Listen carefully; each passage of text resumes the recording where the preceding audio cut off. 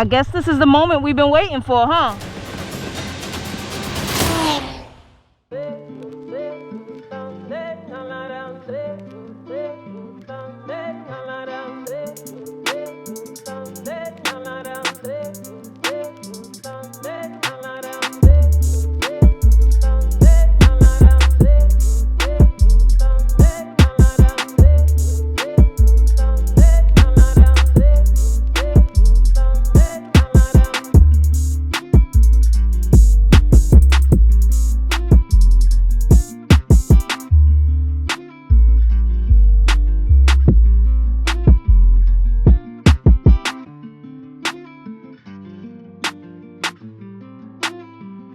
What's up, guys? I'm the voice behind the helmet, and again, like I said, this is the moment we've been waiting for.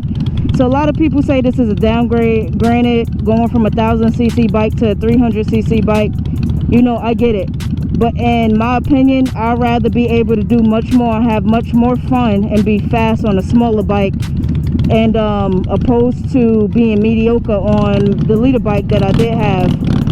You know, that's not the reason why I ended up going with this bike, but weighing out the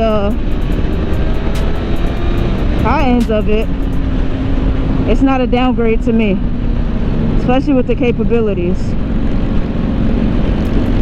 I can have much more fun on this bike without having to worry about giving it too much or not being able to open up as much as I want to, just because we're on the street and the time or the space doesn't really permit, if you're picking up what I'm putting down. If you don't really bring a 1000cc bike to the track, then you won't really truly know its full capabilities, whether it's a drag strip or a regular track. Man, her pipes are loud. So that's one thing. Another thing to me is that it's not a downgrade because I sold my bike and I'm also back on twos, which basically gives me the opportunity to continue to push out content opposed to it just being reviews. Like, I don't have to depend on somebody else to use their bike or go to flip it and like do a review and then use that bike to push out content. And not only that, is I'm looking to get more into the track anyway, so why not use this? I couldn't pass up the deal that I got on this bike though. I really couldn't. So for me, it's a win-win. And it's a long-term bike. The only thing I gotta wait on is for somebody to get me a bell and put it on this bike.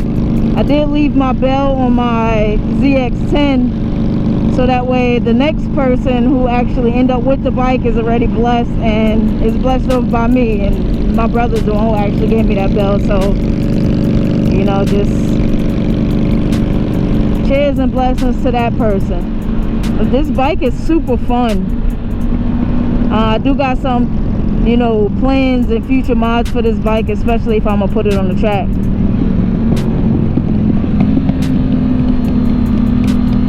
Yeah, I know the first thing that's gonna get swapped out is this exhaust. This thing is so quiet, that's the only thing that I worry about. It's how quiet this bike is.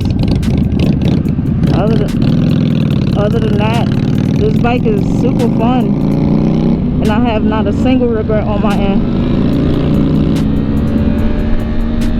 It's not the 2019 I was looking at when I did the review.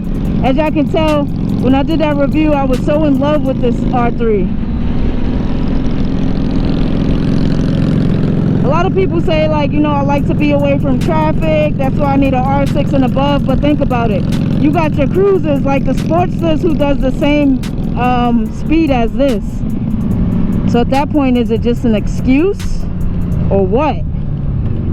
Again, it's rider's preference, you know, but I wouldn't knock nobody just because they got a smaller bike.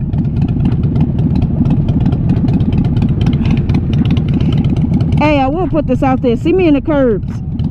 Look, curbs. Yeah, hop on the curb. Nah, see me in the curbs, y'all. For real, for real.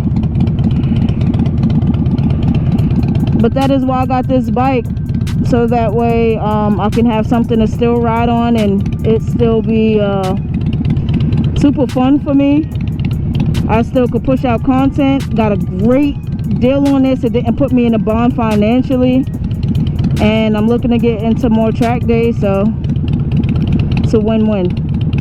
But that's all I have for y'all today. I'm gonna be doing some upgrades on this bike, but y'all have to wait for a further video in order to see that. So just stay with me. Oh yeah, and those of you that are new to the channel, welcome. And I hope you're here to stay. So of course, as always, until next time, guys.